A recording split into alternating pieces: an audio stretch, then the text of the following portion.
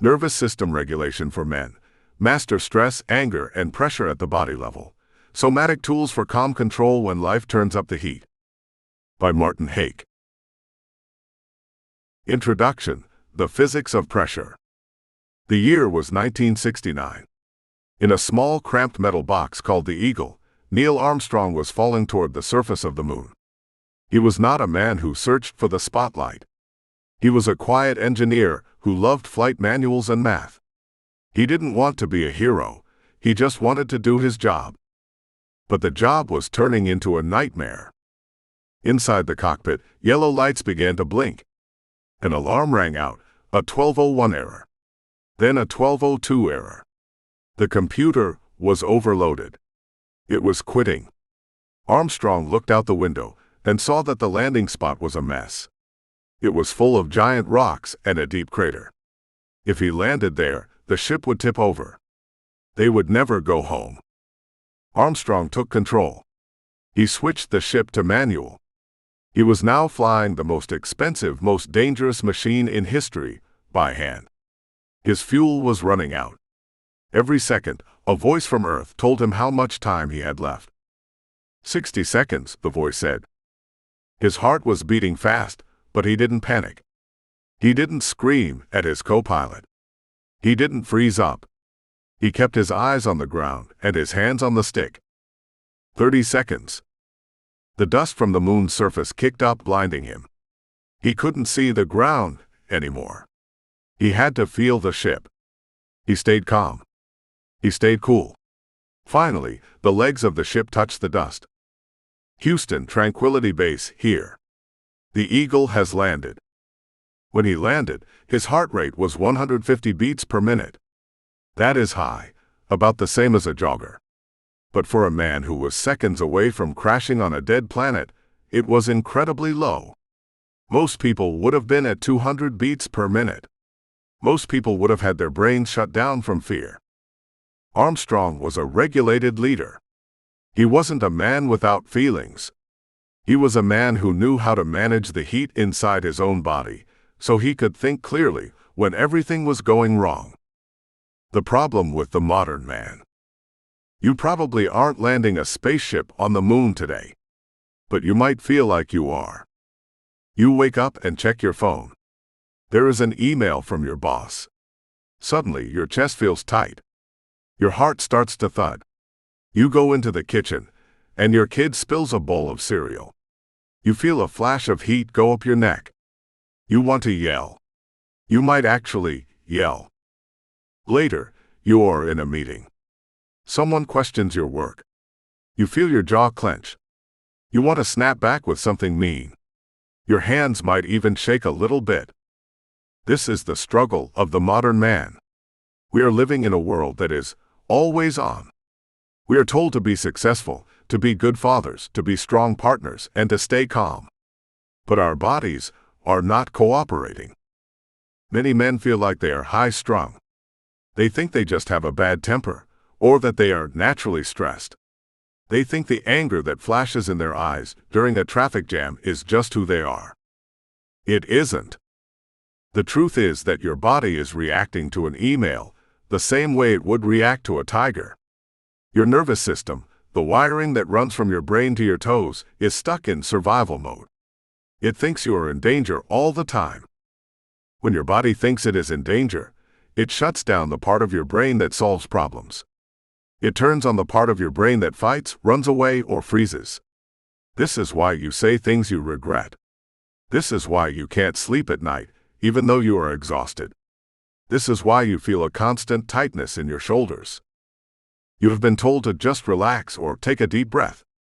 But when you are in the middle of a white-hot rage, those words feel useless.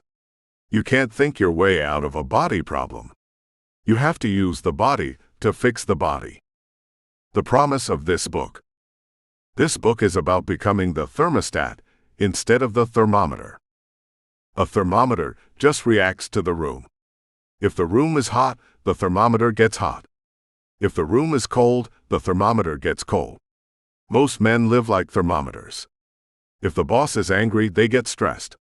If the wife is upset, they get defensive. They are at the mercy of the world around them. A thermostat is different. A thermostat sets the temperature. It senses the heat and then works to bring the room back to where it belongs. By the time you finish these chapters, you will have the tools to be the thermostat. You will be able to detect the heat in your body before you lose control. Use your breath and your physical posture to downshift your heart rate in seconds. Stay calm and analytical during high-pressure meetings or arguments. Stop the flash anger that hurts your relationship with your kids and partner.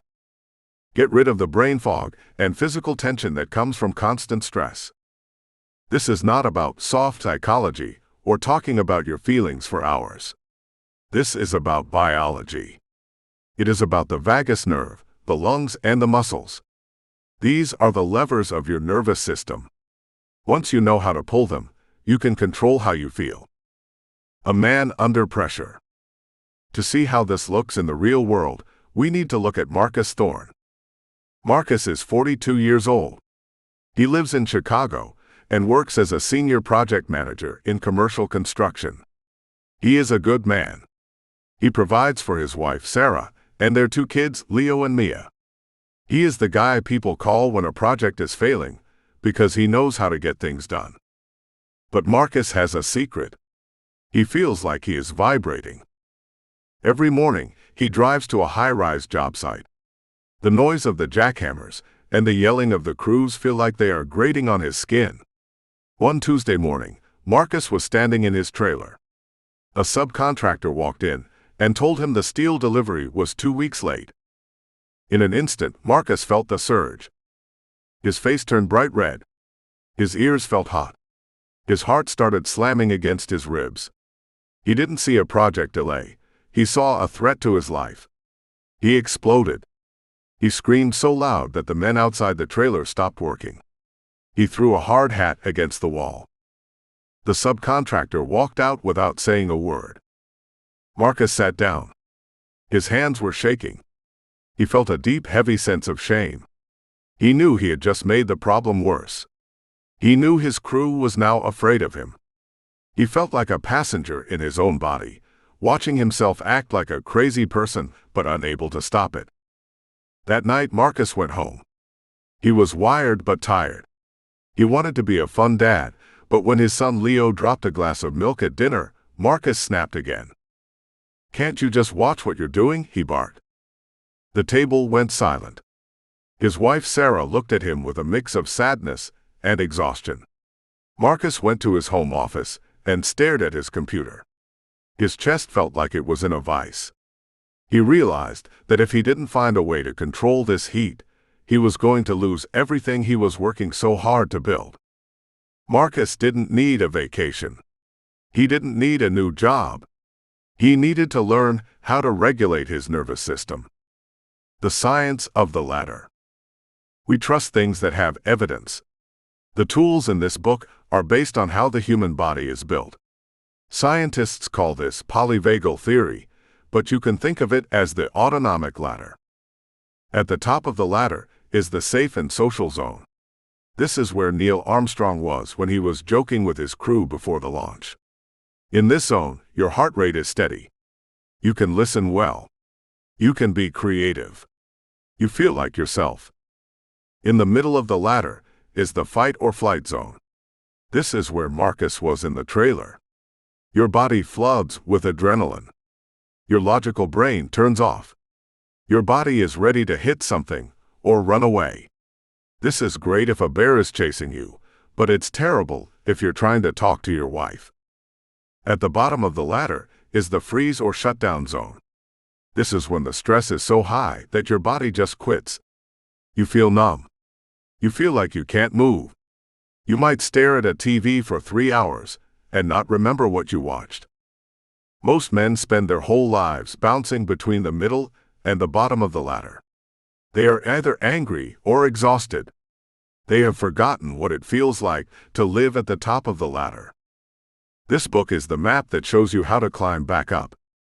The road ahead. We are going to go on a journey through history and biology to find the answers. We will look at men who mastered their bodies, under the worst conditions imaginable. We will see how the Roman Emperor Marcus Aurelius stayed calm while a plague was killing thousands of people in his city. We will learn from Viktor Frankl, a man who survived the Nazi death camps by finding a gap between what happened to him and how his body responded. We will follow Teddy Roosevelt, who was a sickly, nervous child but built himself into a bull moose through physical grit. Each chapter will give you a piece of the puzzle. We will find out why your body treats a simple email like a deadly predator. We will learn to map your body so you can catch stress before it turns into rage. We will discover the window of tolerance and how to stay inside it when life gets loud. We will learn the physiological sigh, the fastest way to reset your brain using only your lungs. We will talk about the vagus nerve and how to tone it like a muscle so you can bounce back from stress faster. This is not a book you just read. It is a book you do.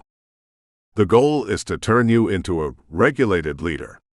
A man who can walk into a room full of chaos and be the coolest person there. A man who can handle a crying child or a screaming boss without losing his dignity.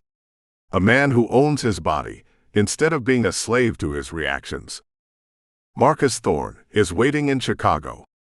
He is at his breaking point. He is ready to learn. If you feel that same tightness in your chest, or if you are tired of feeling like your anger is in the driver's seat, then you are ready too. The heat of life isn't going away. The deadlines will still be there. The traffic will still be slow. The kids will still spill the milk. But you're about to change how you meet those moments. The journey starts now. Chapter 1. 3 Pillars of the Resilient Male Body. Men wanted for hazardous journey. Small wages, bitter cold, long months of complete darkness, constant danger, safe return doubtful. Honor and recognition in case of success. In 1914, these words appeared in a London newspaper. 5,000 men responded. They wanted to follow Ernest Shackleton to the bottom of the world. They wanted to be part of the first team to walk across the entire continent of Antarctica. Shackleton chose 27 men.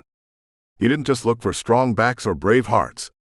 He looked for men who could keep their heads when things went wrong. He didn't know it yet, but he was choosing a crew based on their nervous systems. A few months later, their ship, the Endurance, was trapped in a giant sheet of ice. For 10 months they sat in the frozen sea, waiting for the ice to melt. Instead, the ice began to squeeze. The ship's heavy wood beams groaned and snapped like toothpicks. Water rushed in. Shackleton stood on the deck, watching his dream sink into the black water. Most men would have screamed. Most men would have fallen into a state of panic or deep despair. But Shackleton did something different. He gathered his men on the ice and spoke in a low, steady voice. He told them the ship was gone, but they were going home. He didn't ignore the danger, but he didn't let the danger own his body. For the next 2 years, these men lived on floating chunks of ice. They ate seal meat. They slept in wet bags. They spent months in total darkness.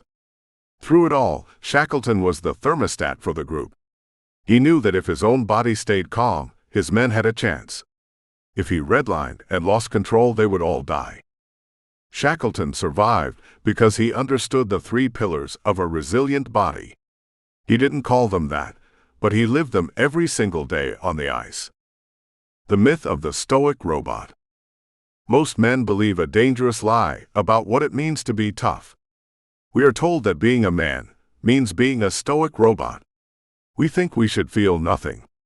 We think that if we get angry, stressed, or scared, we have failed. We believe that keeping it together means pushing our feelings deep down into a dark basement and locking the door. This is the myth of the hard man. We think if we just grit our teeth hard enough, we can handle anything. But here is the problem. Your body isn't a machine. It is a biological system. When you push your stress down, it doesn't go away. It just waits. It builds up like steam in a pressure cooker. Eventually, that steam has to go somewhere. For some men, it comes out as flash anger, yelling at a child for spilling milk or screaming at a guy who cut them off in traffic. For others, it turns into physical armor, shoulders that are always up to their ears, a jaw that never relaxes, and a back that feels like it's made of concrete. The truth is that real toughness isn't about feeling nothing. It's about feeling everything and knowing how to steer it. Shackleton wasn't a robot. He felt the cold. He felt the fear of losing his men. But he knew how to regulate his body so that his brain could still think. He didn't try to think his way out of the cold. He used his body to lead his mind. This is what we call nervous system regulation. It is the difference between being a thermometer and being a thermostat. A thermometer just reacts to the room. If the room is hot, the thermometer gets hot. If the room is cold, the thermometer gets cold. Most men live like thermometers. If their boss is a jerk, they get angry. If the kids are loud, they get stressed. They are at the mercy of the heat around them. A thermostat is different. It senses the temperature, but then it sets the temperature. It decides what the environment is going to be. To become a thermostat, you have to master the 3 pillars of the resilient male body: awareness, grounding, and the break. Pillar 1. Interoception, the inner eye. Long before Shackleton was on the ice, another leader was practicing these same skills. His name was Marcus Aurelius. He was the emperor of Rome. He spent years living in muddy tents on the edge of the empire, fighting wars, and managing a plague that was killing thousands of people every day. Marcus Aurelius kept a private journal that we now call the Meditations. In it, he wrote about a trick he used to stay calm. He called it objective representation. When he looked at a fancy purple robe, the symbol of his power, he would tell himself, "This is just sheep's wool dyed with the guts of a sea snail." When he looked at a plate of expensive food, he would say, "This is just a dead fish." He wasn't being a buzzkill. He was practicing interoception. This is the ability to feel what is happening inside your body and describe it without the drama. Most men are numb from the neck down. We only notice our bodies when they are in pain or when we are starving. But your nervous system is sending signals all day long. If you can't read those signals, you will always be a thermometer. Imagine you are in a meeting. A coworker says something that feels like an insult. If you have low interoception, you don't notice anything until you are already shouting or feeling a wave of heat in your face. The hijack has already happened.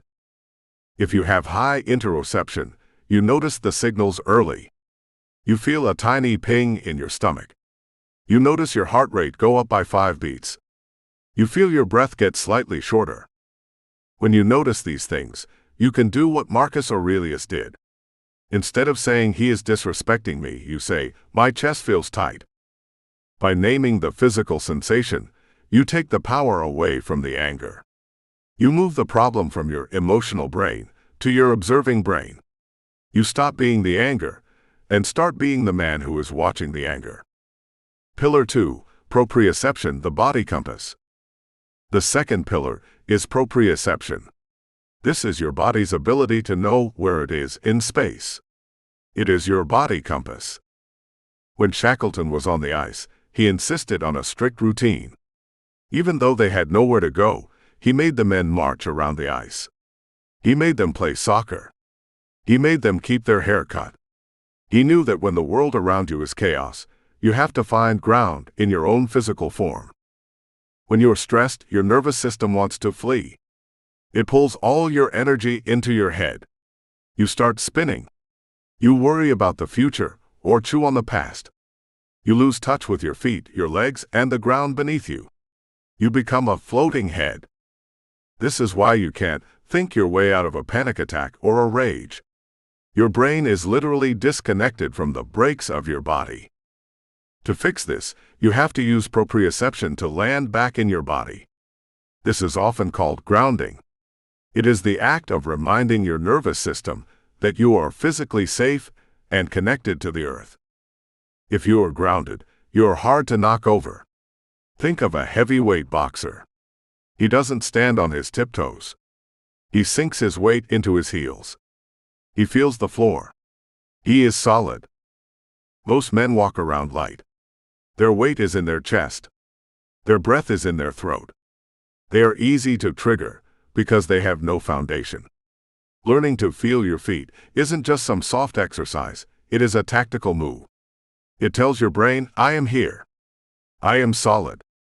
I am not being hunted. Pillar 3, vagal tone, the brake. The final pillar is the most important one for men who feel high-strung. It is called vagal tone.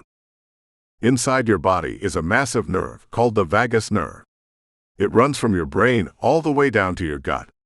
It is the information superhighway of your nervous system.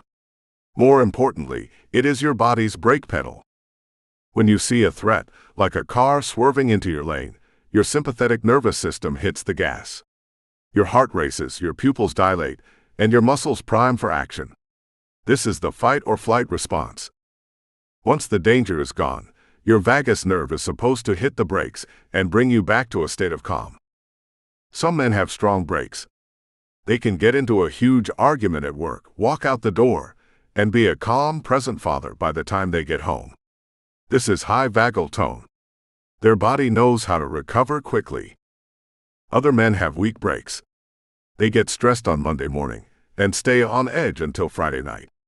They are always humming with a low level of anxiety or irritation. This is low vagal tone. Their brake pedal is worn out. The good news is that vagal tone is like a muscle. You can train it.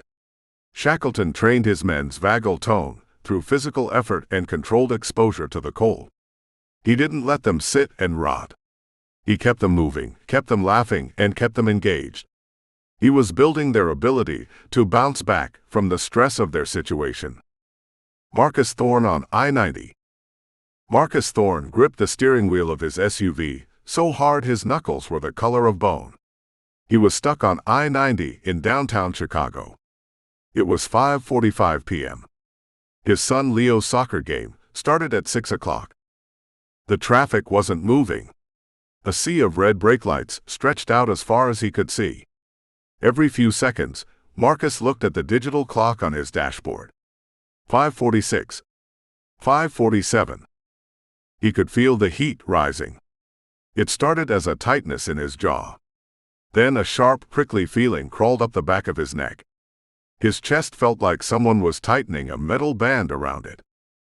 Come on, he hissed, slamming his palm against the steering wheel. He felt a surge of white-hot rage. He wanted to scream. He wanted to ram the car in front of him. He was becoming a thermometer. The traffic was hot, so Marcus was getting hot. Then he remembered the 3 pillars. He didn't try to tell himself to calm down. He knew that never worked. Instead, he started with pillar 1, interoception. He took a mental snapshot of his body. My jaw is clenched. My shoulders are up. My stomach is in a knot. He didn't judge it. He just looked at it like Marcus Aurelius, looking at the snail guts on a robe. Next, he moved to pillar 2, proprioception.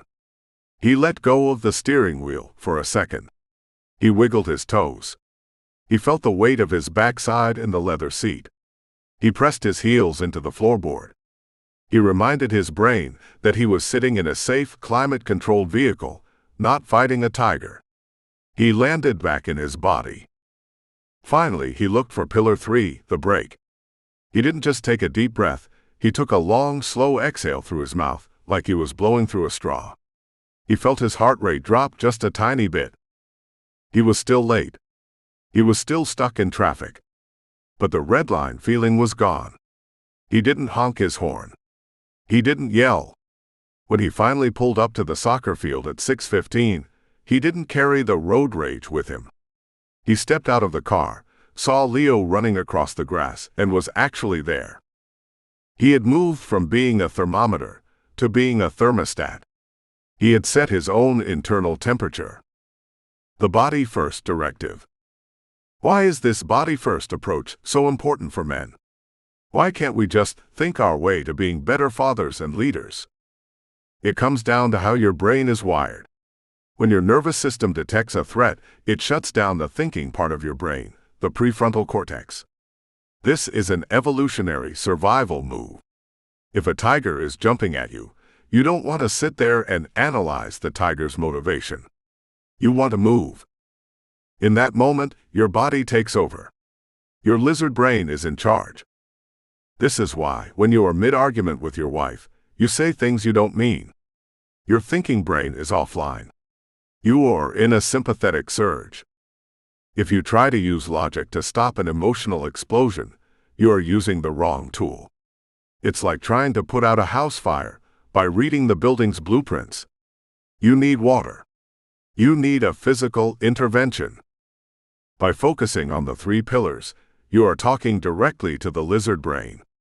You are using the language of the body to tell the brain, the fire is out. You can come back online now.